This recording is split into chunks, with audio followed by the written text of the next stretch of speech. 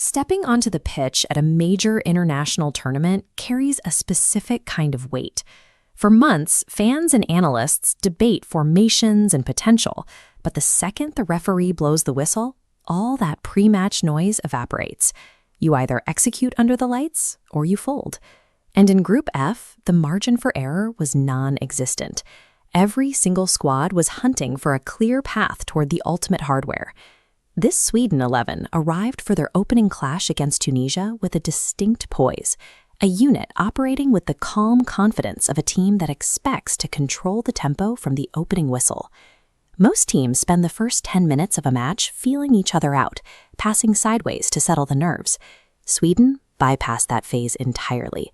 The moment play began, their passing was sharp and their movement was aggressive, pinning Tunisia deep into their own half. Surviving those opening minutes usually means weathering a storm of adrenaline. By turning that nervous energy into immediate, suffocating pressure, the Swedish squad dictated the psychological terms of the entire match before the clock even hit double digits. That pressure fractured the Tunisian defense almost immediately. By the 10th minute, a rapid sequence of one-touch passes ripped through the midfield, dragging defenders out of position and allowing Sweden to bury the opening goal.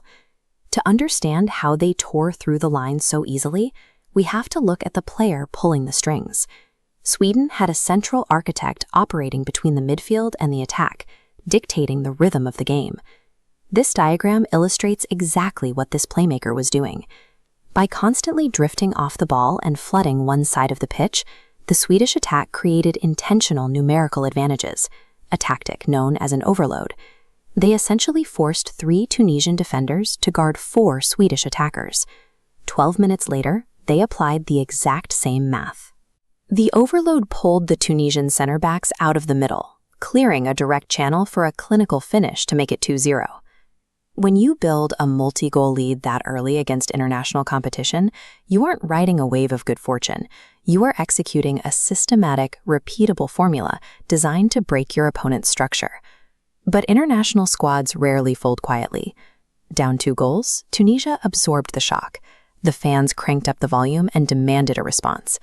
That response was possible because of the aggressive spacing we just looked at. To commit so many bodies forward and create those attacking overloads, Sweden had to leave massive acres of empty space behind their own defensive line. In the 31st minute, Tunisia exploited that exact void. A rapid transition caught the Swedish midfield completely out of position. By bursting into the open grass, Tunisia scored on a fast break, pulling the score back to 2-1. In the span of a few seconds, the entire complexion of the match inverted. A comfortable lead turned into a heavy, grinding battle, testing whether Sweden had the mental endurance to hold off a surging opponent. The timing of that Tunisian goal was dangerous. Giving up a goal as the first half winds down feeds the trailing team with adrenaline to carry into the locker room. Here is a look at the pitch as Tunisia pushed forward with renewed belief. Notice the gaps forming between their defensive lines. Sweden's playmaker possessed the spatial awareness to spot these exact fractures in real time, and they capitalized instantly. In the 40th minute, they threaded a single pass straight through that newly opened lane, resulting in a 3rd goal for Sweden. Re-establishing a 2-goal cushion mere minutes before the halftime whistle is a psychological kill shot. It stripped away the hope Tunisia had just built, dismantling their momentum before they could reach the locker room. Coming back out for the second half, the physical toll of Sweden's strategy started to show.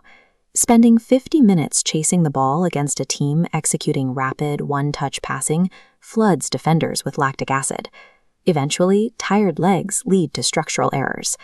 Right out of the gate in the 52nd minute, the exhausted Tunisian defensive block finally splintered. The relentless tempo of the Swedish attack forced a structural failure, and Sweden punished it immediately to grab their 4th goal. 16 minutes later, the architect delivered the final blow. Operating against a heavily fatigued midfield, the Swedish playmaker continued to dictate the movement, orchestrating a fluid passing sequence to find the back of the net one last time. You rarely see a 5-1 scoreline at this level. When you do, it is the mathematical result of relentless, compounding tactical pressure, entirely eroding the opponent's physical endurance. For the final 20 minutes, the chaos stopped. Sweden transitioned out of their aggressive attacking phase and simply dictated the tempo, controlling possession and calmly draining the clock. Those massive spaces behind the defense that Tunisia exploited in the first half vanished. Sweden reorganized into a rigid, compact shape that effortlessly absorbed any desperate, late-stage attempts to push forward. This victory was earned through the seamless integration of high-frequency passing, elite spatial orchestration, and clinical efficiency in front of the goal. Earning 3 points in the group stage is the goal for any squad, but a 5-1 margin provides a clear roadmap of how Sweden intends to dismantle Group F, shifting the pressure onto every other squad remaining in the bracket.